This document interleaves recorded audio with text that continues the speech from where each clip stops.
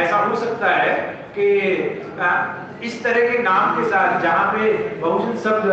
Employees federation के साथ जुड़ा हुआ हो, कम आपको देखने को मिलेंगे। या तो SC/ST फेडरेशन होते हैं या एसोसिएशन होते हैं, लेकिन यहाँ पे आपने बहुजन शब्द को स्थान दिया है। मैं कह सकता हूँ कि ये एक ऐतिहासिक जगह है, ये एक ऐतिहासिक अवसर है और बहुत ही महत्वपूर्ण लोगों के साथ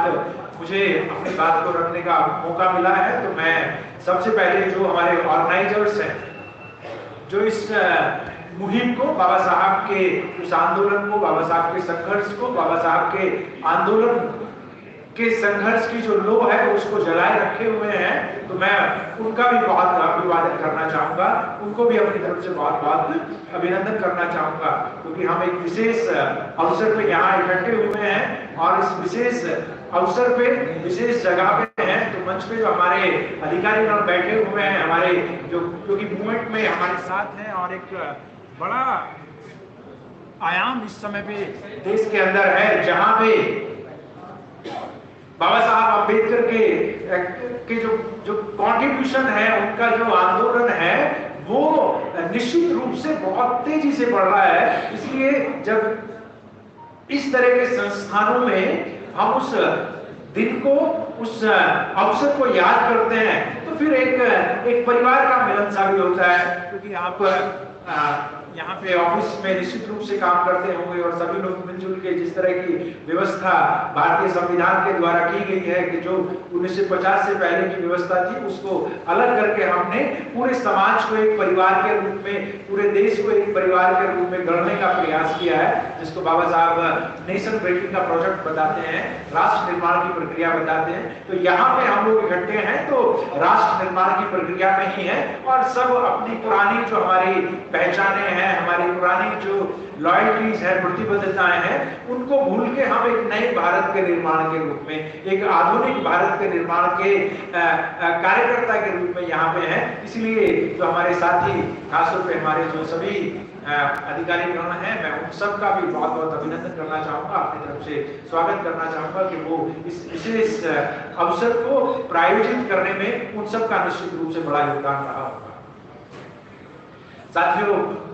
क्योंकि हम 132nd बर्थ एनिवर्सरी बाबा साहब की सेलिब्रेट कर रहे हैं, ये काफी लंबा समय है, और बाबा साहब को भी 1956 से लेके अब तक मतलब एक अच्छा खासा समय गुजर चुका है, जिसमें हमें आकलन करना है, अपने आप से हमें चीजों को समझने का प्रयास करना होगा कि वो चीजें जिन या वो सिद्धांत या वो आंदोलन या वो उद्देश्य जिनके लिए ये सारी की सारी कवायद है, ये सारी की सारी लड़ाई है, ये सारा का सारा आंदोलन है, उन उद्देश्य को प्राप्त करने में हम कहां तक सफल हुए। तो पहली बात तो यही, क्योंकि हम देश की जो धड़कन है दिल्ली,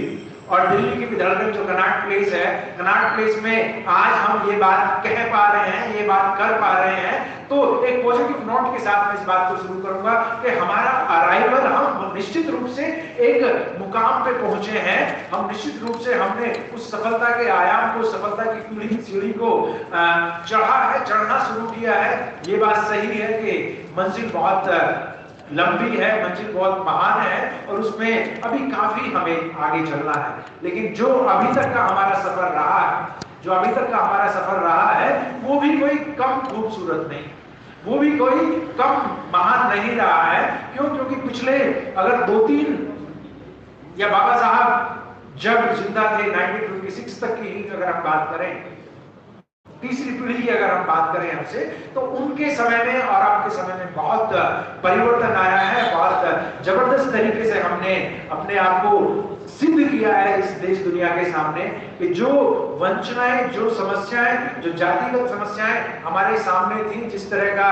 की व्यवस्था बनी हुई थी, उस व्यवस्था को ना सिर्फ हमने धत्ता बताया है, उस व्यवस्था की जो बेड़ियां थी उनको ना सिर्फ हमने काटा है, बल्कि उन बेड़ियों को काट के एक खूबसूरत सफर में हम चल निकले हैं। और उसी का परिणाम है कि आज जो बाबा साहब की विचारधारा है, जो बाबा साहब